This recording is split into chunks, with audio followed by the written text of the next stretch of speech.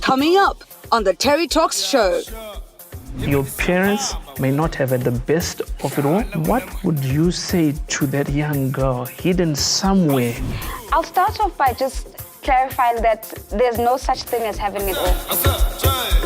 It matters who you bring into your life.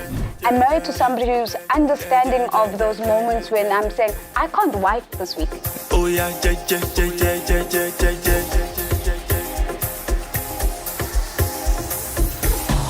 Greetings to our viewers. Welcome to the show. Thank you so much for joining us from all the paradigms in which you exist around the world.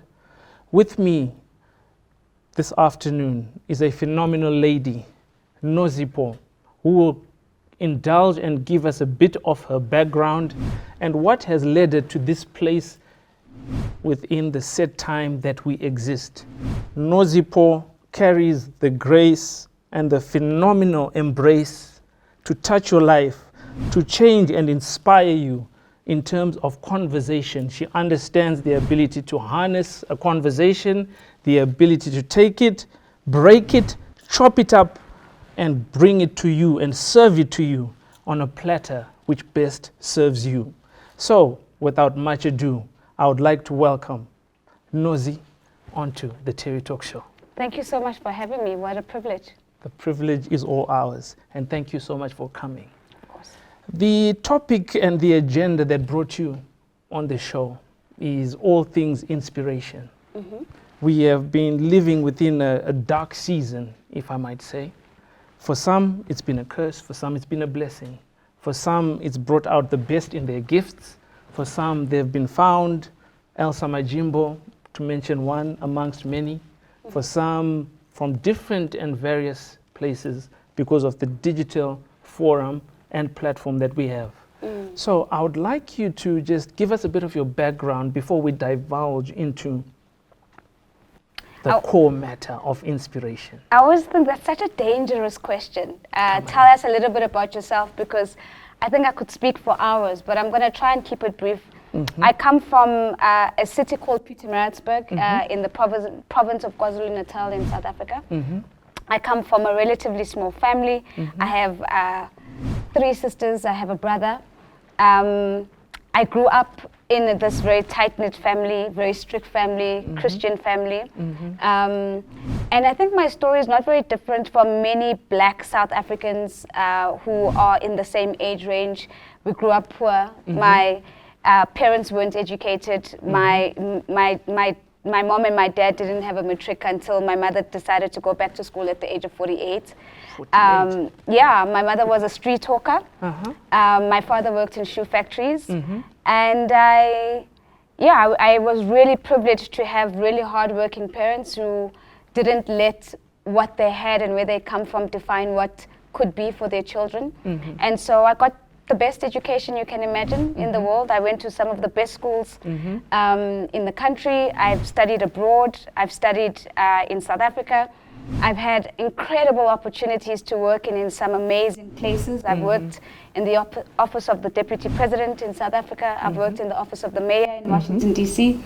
I've done broadcasting as a financial journalist on CNBC Africa. And today I run my own business called The Conversation Strategist. And for a living, I'm a conversation strategist.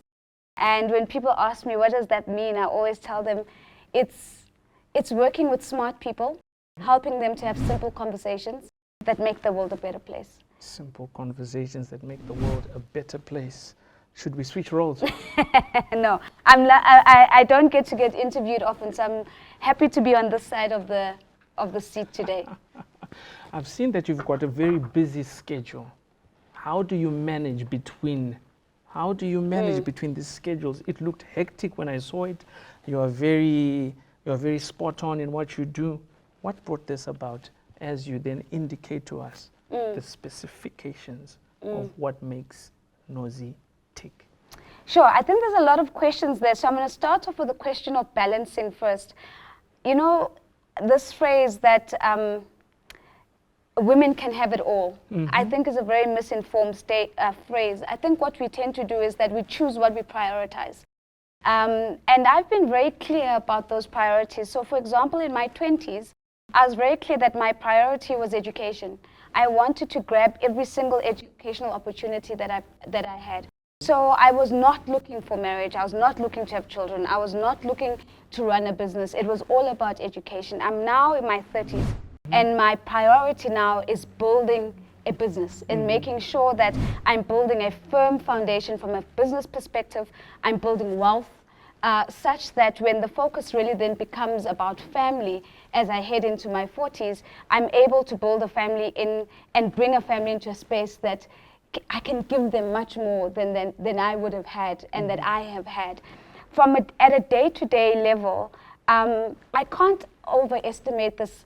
It's just about discipline. It's about getting up, understanding what's on your to-do list and getting through your list, whether that be I'm getting up, I'm training, I'm getting on client meetings, I'm meeting my promises in terms of what I've promised to my clients, and I'm being disciplined about spending time with my husband. I'm being disciplined about switching off my laptop and my phone and making sure that I'm plugged in. I'm disciplined about making sure that I pick up the phone and I call my sisters and I check on them. I'm disciplined about the fact that my nephews are my children, so when they do something great at school, I have to be on that call.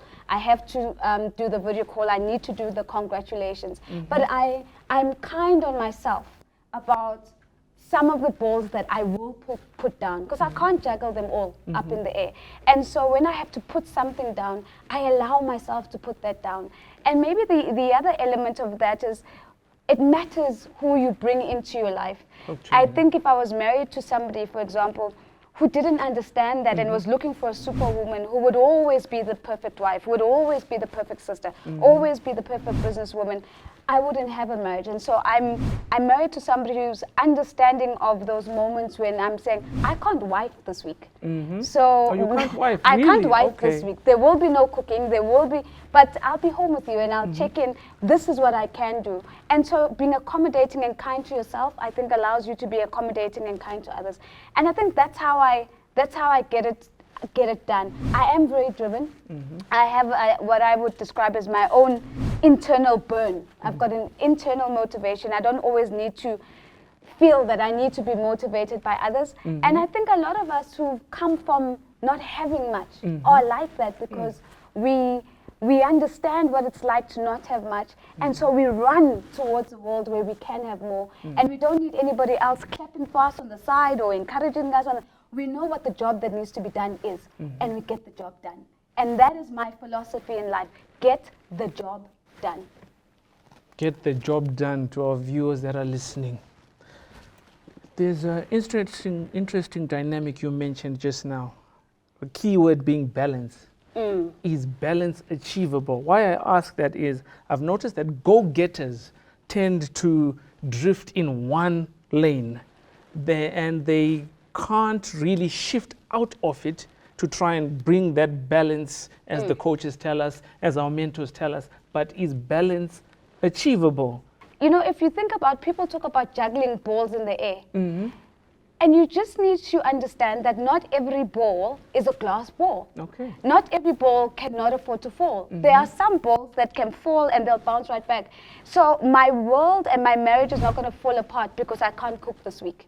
And so if that's the ball that needs to fall, that's the ball that needs to fall, because the ball that needs to stay up in the air is a client delivery that I need to get to. And so balance is a very personal thing, because it needs to be about, according to what is important to me right now.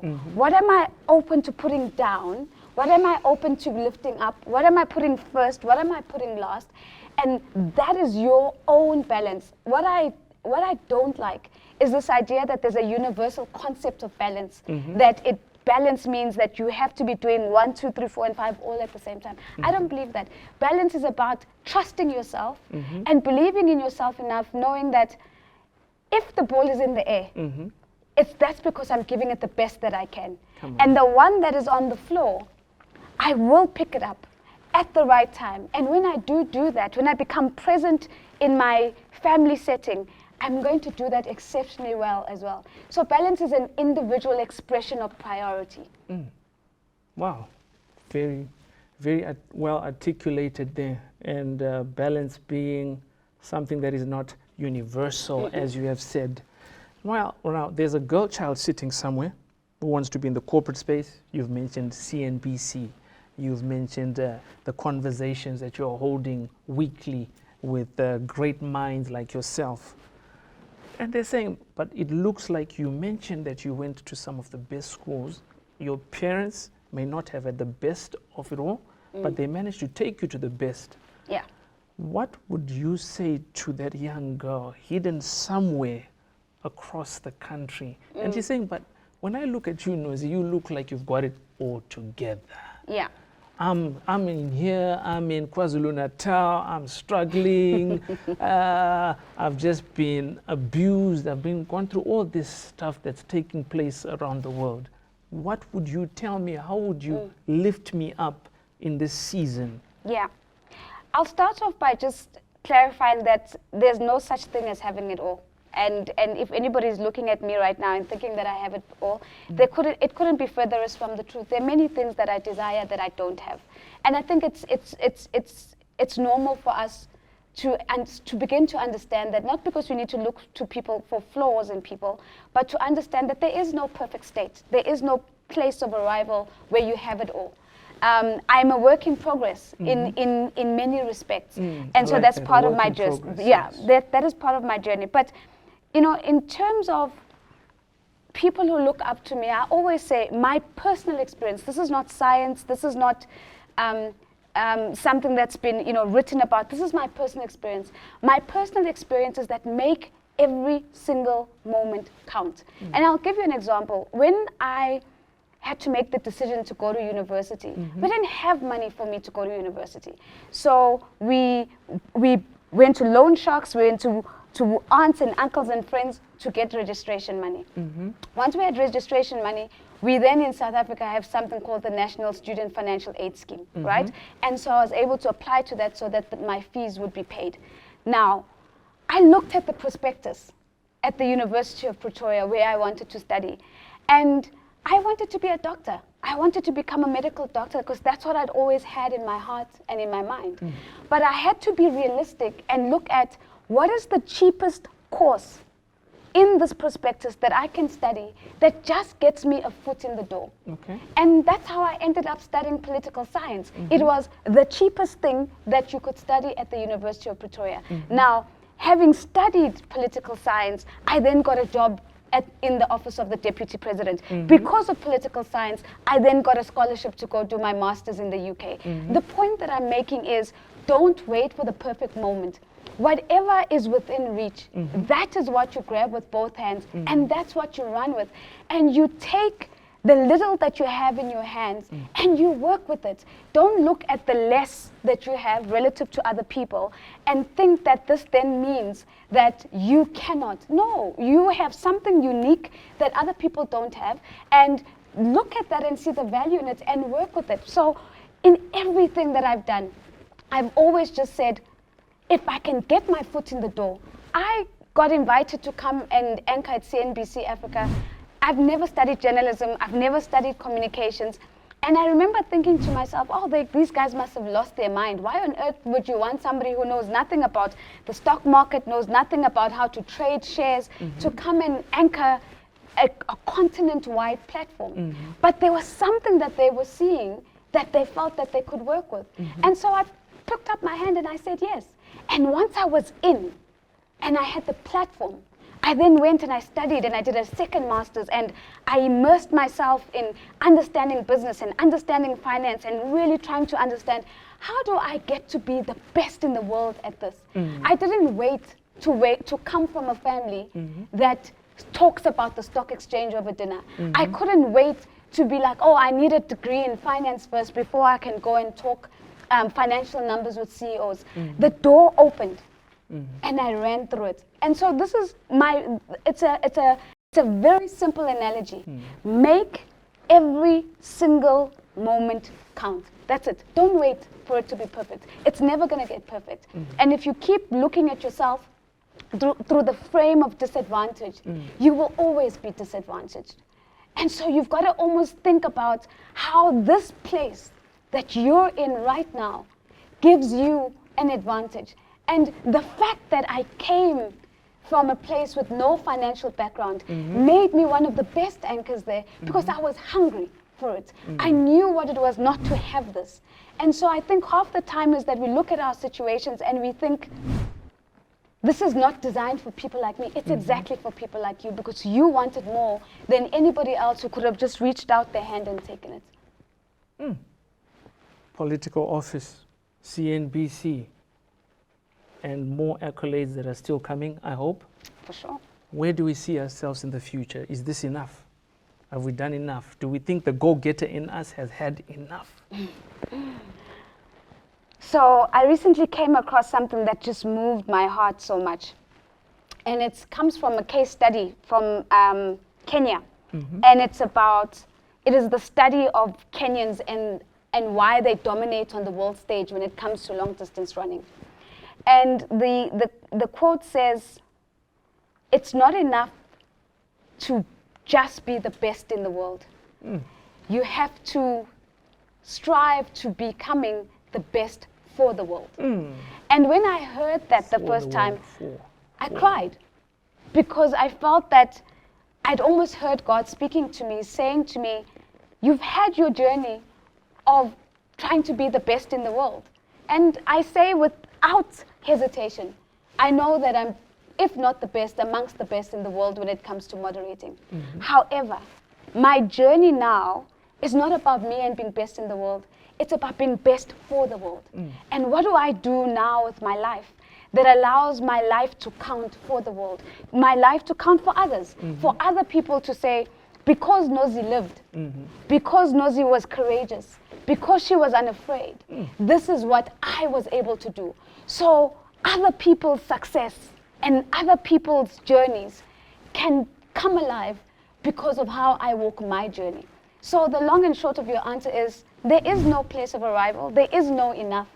I just have a different take on what my life is about right now. Somebody said it to me a couple of years ago, and they said it's about significance over success. And I'm at a point where I am successful. I don't chase success anymore. What I'm chasing is significance. I want my life to matter. As we wrap up, what's your advice, number one, to the youth, number two, to the upcoming entrepreneur, and number three, to government, and how can it harness and create opportunities for the next upcoming entrepreneur, number one, and the career-driven person, because sometimes we look at entrepreneurship and forget the career-driven type of person who wants to aim to become a CEO, marketing director, an apprentice, an intern. They don't want to be at the top tier, but they're still looking for that that aha moment. What would you say as we wrap up as a conversationalist yourself, and also just mentioning what the conversation is all about that you're pushing so powerfully? So to young people, I'd say... And old. Let's start with the young ones first. Okay. So to the young people, I'd say, where you start has nothing to do with where you will end. Make every moment count. Even the things that the world sees at disadvantage, you have the ability to turn that into your advantage. Open the door and run through it. To older people, trust your wisdom. Wow. Share your Trust wisdom. your wisdom. Open your doors. Mentor and coach. Sometimes it's even the most informal mentorship that makes the difference to somebody who's aspiring and just needs to know more. It's about sharing. It's about lifting others as you grow, right? To our government, I think we need to be courageous about the conversation around entrepreneurship. Let's stop failing our young people. Let's stop saying to unemployed youth that if they just were entrepreneurs, they wouldn't be unemployed. Let's begin to accept that we're all destined for different things. And some people just want to be really good at their job. And so what they need is an actual job. And so what we need to be doing at a policy level is making it easier for existing and aspiring entrepreneurs to grow their businesses so that they can hire more people and allow people to follow multiple pathways. Was there another stakeholder I've forgotten? No, I think you've covered them all. We've covered them all. So the last one being yourself. I don't know what to say about myself other than to say... Pretty difficult, eh? No, Other than to say, I've been a very, very lucky girl. Okay. I've been very, very blessed, and I remain incredibly grateful that I've been invited into the pathways that God has created and opened up for me. And I just hope that one day my life counts for something. Wow, this has been an amazing journey in a short space of time. I would really like to thank you, Nozi, for gracing us with your grace, with your significance, with your power, with your effectiveness, and the grandiose that the world is yet to see. To everyone that is aspiring, that wants to become, I tell you, we have had a fiery moment on the TerryTalks show. Be prepared to hear a lot more from Nozi. To everyone and the viewers out there, thank you. Bye-bye. Next on TerryTalks show. Bege Bela Gilinde.